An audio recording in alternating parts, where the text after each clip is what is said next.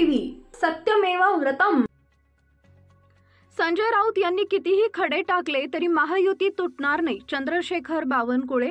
सातारा जिल्ह्यातील कराड तालुका दौऱ्यावर आलेल्या चंद्रशेखर बावनकुळे यांना पत्रकारांनी एकनाथ शिंदे यांनी पुण्यात भगवा फडकवणार असं वक्तव्य केलं। यावर अजित पवार यांनी देखील पुण्यात झेंडा आम्ही फडकवणार असं वक्तव्य केल्यानं महायुतीमध्ये नेमकं काय सुरू आहे असं विचारले असता बावनकुळे म्हणाले, महायुती प्रचंड मजबूत आहे। जो तो आपापले पक्ष वाढवण्याचा प्रयत्न करत आहे। आगामी निवडणुका एकत्र लढवणार आहे। आमचं सगळं अलबेल आहे असं सांगितलंय।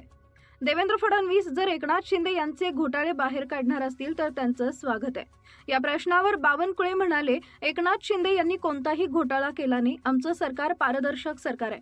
संजय राऊत यांनी विरोधी पक्ष नेत्यांची भूमिका चांगल्या पद्धतीने पार पाडावी, चांगल्या भूमिका सांगाव्यात। महाराष्ट्रातील जनता आता संजय राऊत यांना ऐकत नाही, आम्ही पण ऐकत नाही। हे सरकार प्रचंड ताकदीने चालणार आहे।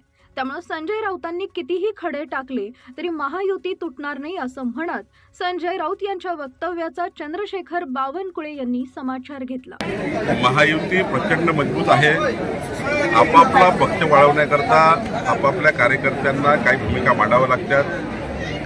शेवटी एकनाथ शिंदेजी आपला पक्ष वाढवतात आहे, अजितदादा आपला पक्ष वाढवतात आहे। आम्ही 1.5 कोटी सदस्य संख्या असलेली भाजप त्या ठिकाणी गठीत करतो आहे। आज आम्हाला 1,31,00,000 मेंबर्सची भरती झाली आहे आणि 3 लाख सक्रिय सदस्य आम्ही करतो आहे। शेवटी जेव्हा निवडणुका येतील तेव्हा आम्ही महायुती म्हणूनच लढणार आहोत आणि या महाराष्ट्राच्या सर्व स्थानिक स्वराज्य संस्थेमध्ये त्या ठिकाणी महायुतीचाच कब्जा असणार आहे। सर्वीकडे भगवामय वातावरण असणार आहे आणि अजितदादा ज्या ठिकाणी लढतील त्या ठिकाणी आम्ही मदत करू, एकनाथजी लढतील त्या ठिकाणी आम्ही मदत करू, जिथे आम्ही लढतो त्यांची मदत करू। त्यामुळे कुठेही महायुतीमध्ये वितुष्ट नाही। एकनाथ शिंदेंना धमकी फोन केलेला कोरटकर 4 दिवसापासून बेपत्ता, नक्की त्यांना फरार करण्यास मदत करणारे आका कोण आहेत असा प्रश्न उपस्थित केला। कोणी आका वगैरे लागत नाही। पोलीस शोधून काढतील, चुकीचं असेल त्याला जेरबंद करतील।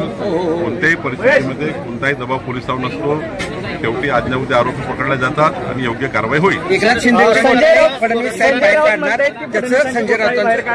फडणवीस जर शिंदेचे घोटाळे बाहेर काढत असले तर त्यांचं स्वागत आहे। काही घोटाळा एकनाथ शिंदेनी केला नाही आहे। आमचं सरकार पारदर्शी सरकार आहे, गतिमान सरकार आहे आणि आता संजय राऊतांनी 5 वर्ष विरोधी पक्षामध्ये चांगलं काम करावं, चांगल्या भूमिका सरकारला सांगाव्या। आमच्यामध्ये महायुती भक्कम आहे, त्यामुळे असे किती खडे टाकले संजय राऊतांनी त्याला काही उपयोग नाही। महाराष्ट्राची जनता संजय राऊताला ऐकत नाही, आम्ही सुद्धा ऐकत नाही। पण तुम्ही विचारलं म्हणून उत्तर दिलं।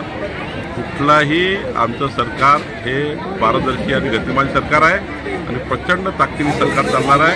पुढचे 15 वर्ष महाराष्ट्रात महायुती असणार आहे। शरद पवारांनी शॅडो कॅबिनेट सुरू केले। शरद पवारांनी या शॅडो कॅबिनेट आहेत ना शरद पवार साहेबांच्या, या शॅडो कॅबिनेटचा अभ्यास उद्धव ठाकरे सरकारचा पहिले करावा लागेल।